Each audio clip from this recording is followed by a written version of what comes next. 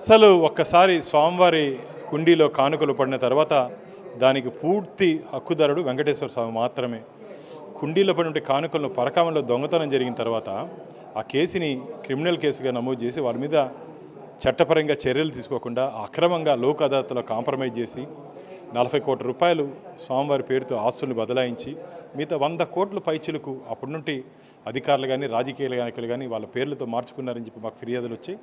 ఆ ఫిర్యాదులతో మొట్టమొదటి ధర్మకర్తల మండలి సమావేశంలో నేను ఈ అంశాన్ని లేవనెత్తడం జరిగింది. రాష్ట్ర డైరెక్టర్ జనరల్ ఆఫ్ పోలీస్కి ఫిర్యాదు చేయడం జరిగింది.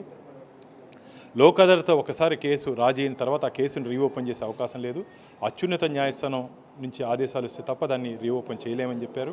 నిన్న శ్రీనివాస్ అనే వ్యక్తి కోర్టుకి వెళ్ళిన తర్వాత కోర్టులో దీని మీద సిబిసిఐడికి ఎంక్వైరీకి ఆదేశాలు ఇస్తూ వచ్చే నెల 12వ తేదీ లోపల ఈ కేసులో ఉండే పూర్తి వివరాలు కోర్టుకి సీల్డ్ కవర్లో సమర్పించాలని చెప్పి ఇవ్వడం ఇది గోవింద భక్తుల విజయంగా మేము భావిస్తున్నాం.